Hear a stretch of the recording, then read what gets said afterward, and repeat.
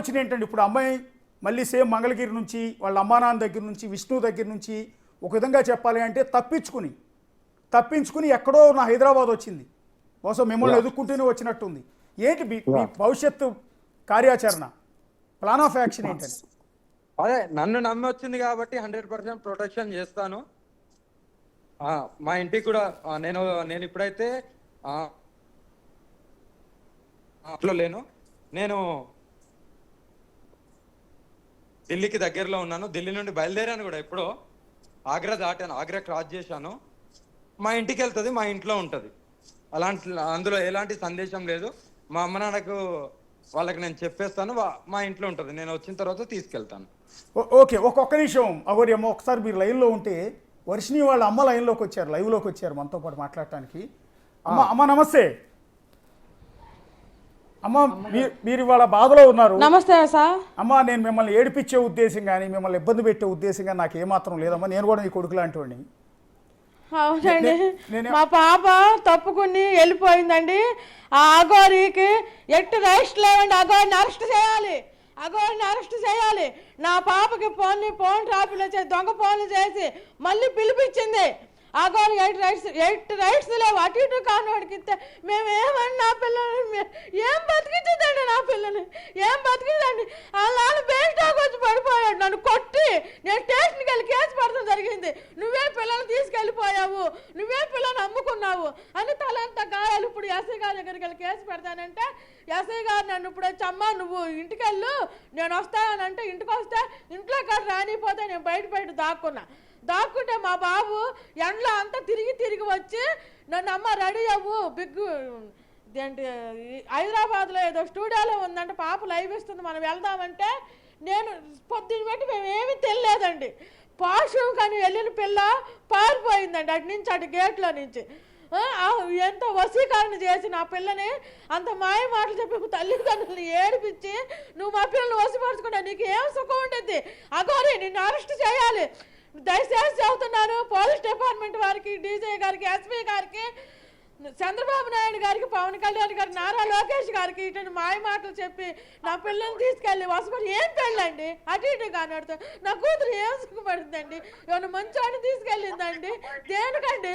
ఆ పిల్లకి కడుపులో మందు ఉందండి, వశీకరణ చేసిందండి. మేము తీసుకెళ్ళిన క్రమంలో మళ్ళీ ఫోన్ చేసి రప్పించిందండి. అదే మమ్మీ అదే అబ్బాయితో లేచిపోతే ఇష్టపూర్వకంగా పెళ్లి చేసేవాళ్ళ?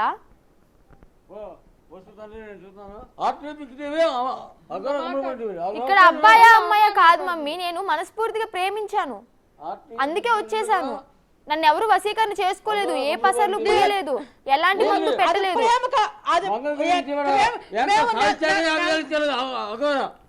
నెల రోజులు మేము మెడికల్ టెస్ట్ లో ఉండాలి. నువ్వు మెడికల్ టెస్ట్ ఆల్రెడీ హాస్పిటల్ కి వెళ్ళాను.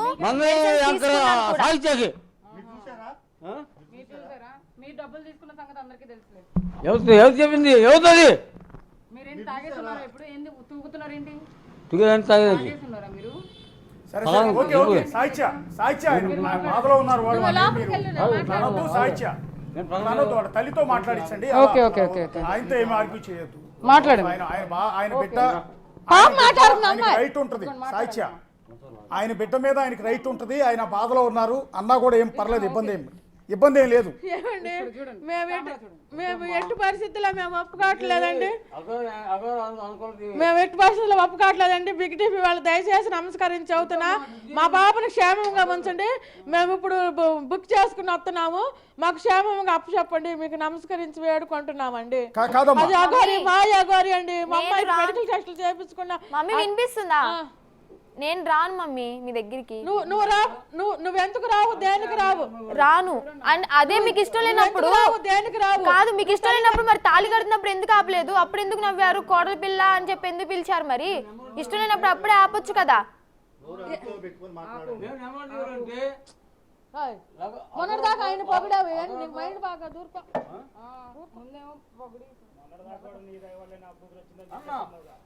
వీడియో వాళ్ళందరూ సహకరించారండి, ఆటీపీ ఈటీపీ అని కాదు, ఆయనకి మైండ్ బాగా. అదిలే లేట్ తిప్పింది నువ్వేనా కోటయ్య? ఏం కాదు, ఊరుకోండి. ఆమెకి మానసిక వైద్యశాలలో మేము గుంటూరు చేసామండి. ఆ మైండ్ సెట్ చూసే వాళ్ళు ఎవరు నాకు పిచ్చి పెట్టిందని చెప్పి అనుకోరు మమ్మీ. అట్లా చేస్తుంది. అమ్మా మీ అమ్మాయికి ఏమీ కాలేదమ్మా. అంటే మీరు బిగ్ టీవీ స్టూడియోలో అమ్మా మీ అమ్మాయికి ఏమీ కాలేదమ్మా, కాకపోతే ఒత్తిడిలో ఉంది. ఏమండి తల్లిదండ్రులుగా మీకు నమస్కరించి చదువుతున్నామండి. అమ్మాయి టెన్షన్. నేను మిమ్మల్ని ఒకటి అడిగా మొన్న, గుర్తుందా లైవ్ లో ఉన్నప్పుడు? ఉంచండి. అమ్మా నేనేది ఏంటంటే మొన్న మిమ్మల్ని ఒకటి చెప్పాను, నేను అడిగాను ఒకటి. అమ్మా మీ బిడ్డ రాగానే ఒళ్ళో పడుకోబెట్టుకుని తల్లి ఏం జరిగిందో చెప్పమ్మా, ఏమి ఇబ్బంది పడుతున్నావు నువ్వు ఏంటని మాట్లాడమని అడిగా నేను. మీరేమన్నారు, నా కూతురు నేను గుండెల్లో పెట్టుకుంటానయ్యా, ఖచ్చితంగా నా బిడ్డతో నేను పర్సనల్గా మాట్లాడతాను అన్నారు. పెట్టుకుంటాం సార్, చూసుకుంటాం సార్. అవును, మరి బిడ్డ వచ్చిన గుజరాత్ నుంచి వచ్చినాక అర్ధరాత్రి కాడ వెళ్ళాం సార్, అర్ధరాత్రి కాడ వచ్చాం సార్. అంటే గుజరాత్ నుంచి అట్లా గుండెల్లో పెట్టుకుని రేపుల్లో మూడో ఫ్లోర్ లో ఏసీ రూమ్ మాట్లాడామండి. కాదమ్మా, రేపుల్లో 3వ ఫ్లోర్ లో ఏసీ రూమ్ మాట్లాడి అక్కడ పెట్టి అక్కడ పెడదామని తీసుకెళ్లే క్రమంలో ఈ పిల్ల ఇలా చేసింది సార్. నేను రాను, మీరు ఇప్పుడు బలవంతంగా నా శవాన్ని చూస్తారు కానీ కాదు, మీరు బలవంతంగా తీసుకెళ్ళి నా శవాన్ని చూస్తారు కానీ మంచిగా అయితే చూడలేరు.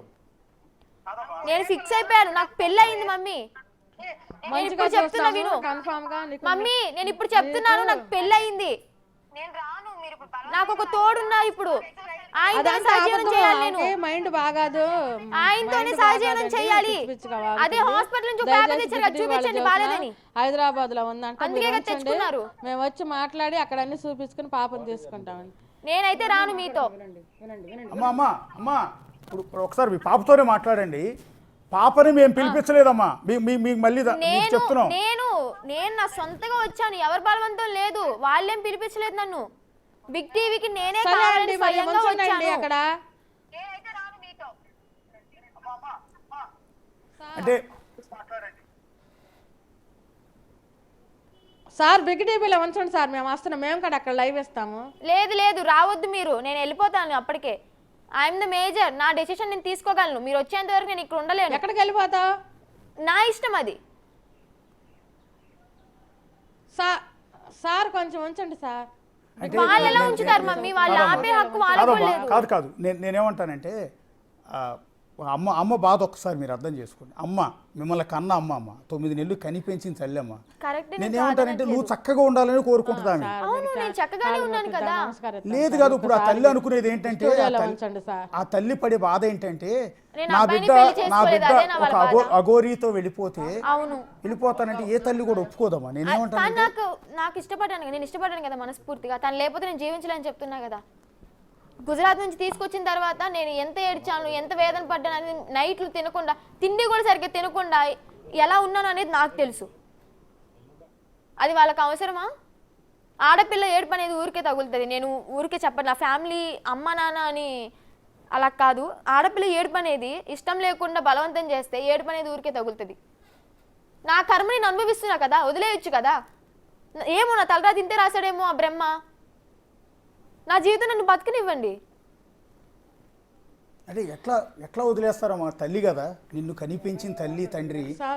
అంటే వాళ్ళ ఇష్టం వచ్చినట్టు చెప్తున్నారు, ఎలా వదిలేస్తాము తీసుకెళ్తాము అని. అలాగే నాకు ఇష్టం ఉంటుంది కదా, నేను రాను, నేను పెళ్లి చేసుకున్న అతనితో ఉంటానని నేను అంటున్నాను. అది పెళ్లి చేసుకుని ఒక మగాడిని చేసుకుంటే ఆ తల్లి హ్యాపీగా ఉండేదమ్మా, ఏం అనుకునేది కాదు. ఇష్టపడ్డాను కాబట్టి చేసుకోవచ్చు, ఎవరితోనైనా సహజంగా ఉండొచ్చు. చెప్పండమ్మా. జెండర్ ని బేస్ చేసి కాదు కదా, ఇష్టపడ్డా కానీ తనతో నేను సేఫ్ గా ఉన్నాను అని ఫీల్ అయ్యాను కాబట్టి ఉంటాను. పిల్ల మానసిక పరిస్థితి కూడా బాగాలేదు సార్. ఒక్కసారికి మీరు ఉంచి దయ ఉంచి మా యందు అక్కడ ఉంచండి సార్, మేము వచ్చి తీసుకెళ్ళి మేము చూపించుకుంటాం సార్.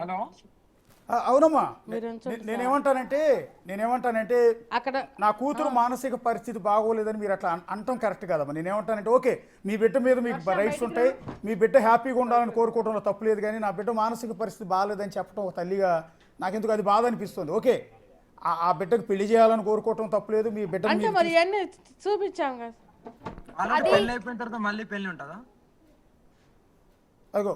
అఘోరి అమ్మ కూడా ఉన్నారు.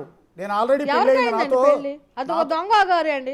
మీరు లేదు, ఎన్ని అనుకున్నా లేదు, కానీ లేదు, బాగున్నప్పుడు దొంగ. బానే ఉన్నారు కదా మమ్మీ ఇంట్లో దొంగ అగోరి బాగున్నప్పుడు బానే మా ఉన్నారు కదా. అమ్మాయిని సుందరి అని మందులు పెట్టి పిలిపించుకున్నావు, వసీకరణ కోడలి చేసి పిల్ల అని వసిపరుచుకుంది పిలిపించుకున్నావు. ఎట్టి పరిస్థితి రైస్ట్ లేవు. కాదు, వంట చేసి పెట్టావు, అగోరిని అరెస్ట్ తినిపించావు. చేయాలి, అగోరిని అరెస్ట్ చేయాలి. అరెస్ట్ చేసేది లేని సెకండరీ, నువ్వు తినిపించావు, ఇంట్లో చక్కగా వండి పెట్టావు, కోడలి పిల్ల అని పిలిచావు, దగ్గర మాతాజీ ఉండి అనుకుని కూర్చొని మోసపోయామండి. పూజ హగ్గులు ఆమెను ఇచ్చుకున్నారు. కాలు మొక్కామండి మేము. ఇప్పుడు దొంగ తాళి మాతాజీ కట్టిందని దొంగ వాళ్ళకు. వేషంలో వచ్చిందండి. ఇప్పుడు తాళి అన్నీ కట్టేది చెప్పాలి లేదా కదా. మమ్మీ? దొంగ వేషంలో వచ్చి మమ్మల్ని మోసపోయిందండి. నా కూతురికి వదిలి మా కూడు లేదు. నెల రోజుల బట్టి మా ఒకటి అడగండి, అన్నం లేదు. పెళ్లి అయింది, వాళ్ళు మేము ఉన్నారా ఎంత లేదా అడగండి. బాధిస్తున్నామని మా పాప ఒక కూతురు అటు ఇటు కానాడుతుంటే వెళ్ళిపోయిందండి. ఏ పిల్లైనా మా కొంచెం ఇష్టపడిద్దండి వసీకరణగా మందులు కాకపోతే. మమ్మీ మీరు దయచేసి దయించి అర్థం మీకు చేసుకుని నచ్చలేదేమో మా పిల్లలు నాకు నాకు నచ్చాడు, మీకు నచ్చలేదేమో అదంతా నాకు అబద్ధం నచ్చాడు, సార్. నేను ఇష్టపడ్డాను, మరి సేఫ్ గా నేను ఫీల్ అవుతున్నాను. తన జెన్యునిటీ నాకు నచ్చింది. నేనున్న 15 days లో కాదు. చేయాలి. మమ్మీ వినండి, నేనున్న ఈ 15 days లో నన్ను ఎప్పుడూ బాధించలేదు. కావాల్సిన తిండి పెట్టింది, ఎంతో ప్రేమగా చూసుకుంది, ఎప్పుడు బాధించలేదు నన్ను ఈ 15 రోజుల్లో.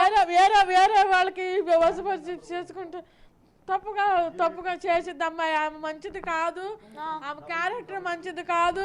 విష్ణుని ఆమె మరి నిన్ను చూడలేదు, మన ఇంటికి నీకు వచ్చి ఏ రెండో సుఖం ఇవ్వలేదు. మమ్మీ. నువ్వు చిన్న వయసులో నీకు వసపరుచుకుని ఒక మాట విను, విష్ణన్నయ్య ఆమె మన ఇంటికి రెండో రోజు వచ్చిన రోజు ఇప్పుడే చాడీలు చెప్పడం మొదలు పెట్టాడు. అప్పుడు లేని బాధ ఇప్పుడు ఎందుకు వచ్చింది? తాళి కట్టినప్పుడు ఎందుకు ఒప్పుకున్నారు? మరి చప్పట్లు కొట్టారు కదా, తాళి కాదు మమ్మీ, తాళి కట్టినప్పుడు చప్పట్లు కొట్టారు, నవ్వారు, ఆశీర్వదించారు, కోడలి పిల్లని పిలిచారు. మేము కొట్టలేదమ్మా, మేము కొట్టలేదు, ఎన్ని అబద్ధం అమ్మా. ఆ పిల్లకి మైండ్ సరిలేదమ్మా. చుట్టాలందరూ మమ్మల్ని తిడుతున్నారమ్మా. ఈ రోజు నాకు ఎన్ని గాయాలే. మీ నాన్న నువ్వు వెళ్ళిపోయావని నన్ను కొట్టాడు. నీకు హర్షని చెప్పాడో లేదో, ఉజ్జయిన్లో గుజరాత్ నుంచి తీసుకొచ్చి ఉజ్జయిన్లో పెట్టారు కదా, అప్పుడు రూమ్ లో నన్ను కాలుతో కొట్టాడు విష్ణు అన్న. నీకు చెప్పాడు విష్ణు? హర్షని చెప్పాడు నీకు? ఇలాంటి చెప్పుండలే. ఎలా కొట్టాడు తెలుసా? గుడి దగ్గర కొట్టాడు, రూమ్ లోను కొట్టాడు. ఇప్పటికీ నా భుజం మీద ఉంటది ఆయన కాలు చెప్పుతో కొట్టిన మచ్చ, గీతలు. సరే,